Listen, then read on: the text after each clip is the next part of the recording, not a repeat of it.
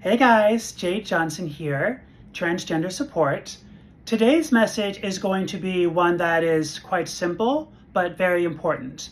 And it's going to be specifically in a reaction to the last few weeks, many people have said to me, well, Jade, what would you say to people as far as getting their journey started, or if they don't know what to do next?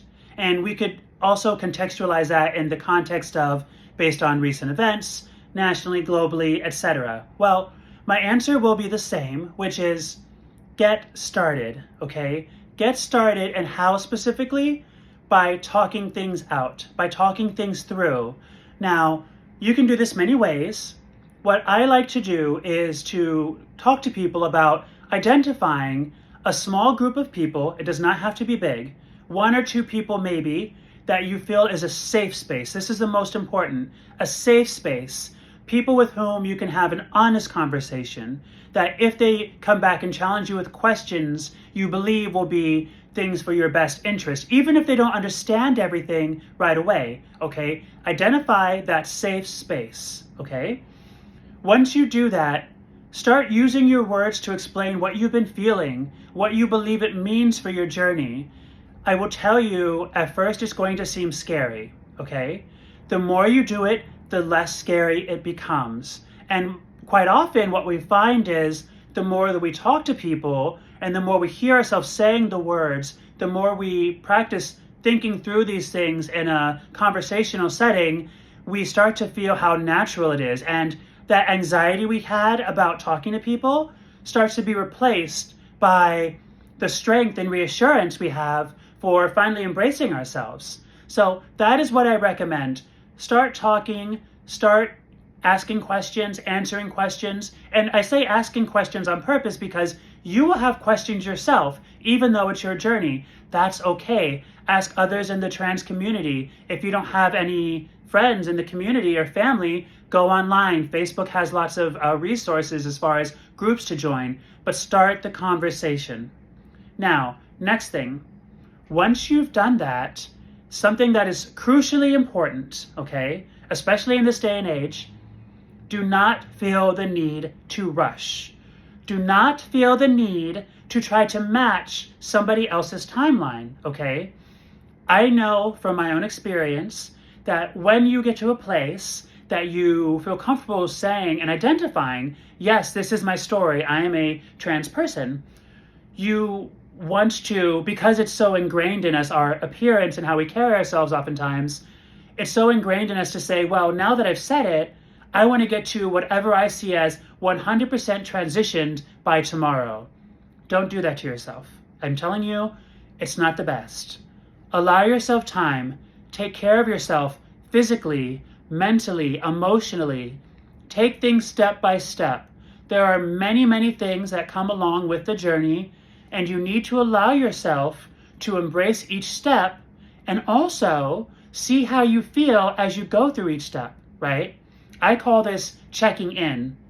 And this is something that I think is very important. I talk about this in my speeches, my talks I give to people, because sometimes people say, well, what if I believe that I know what track I'm on, but I don't quite have it right?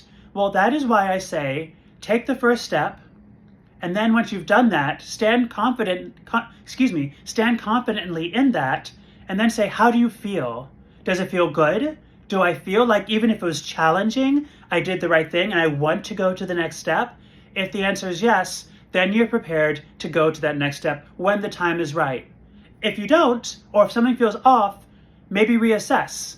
Reassess your journey. Go back to the previous video. Is it maybe not about gender identity? Is it about sexual orientation? Is it about gender presentation? Take a time to check in with yourself by taking a step forward, seeing how you feel, and going from there, okay? Depending on where you see your ultimate goal on your trans journey, the process could be many, many years, and most often is. That's okay. The important part is not getting to everything you believe you're going to have when you're done, whatever that might mean. The important part is that you're caring for yourself and you're feeling each step along the way that you're working toward your most authentic self, all right? With that being said, I will have one caveat for timelines at the end of this video.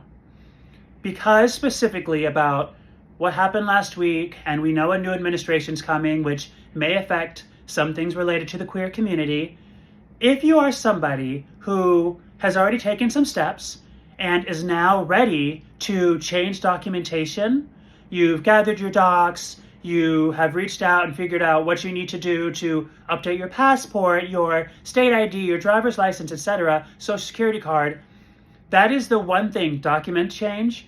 I will tell you, I will recommend, do that today.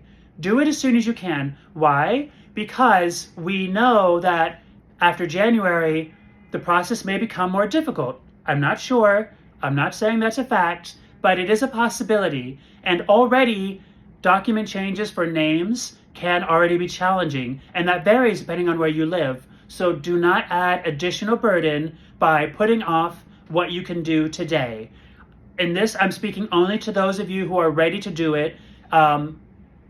It means a step of changing your documentation. Don't leave the stuff in the drawer. Don't wait to walk to Social Security. Don't wait to go to the DMV. Get it done. Have your documents so you're all ready to go.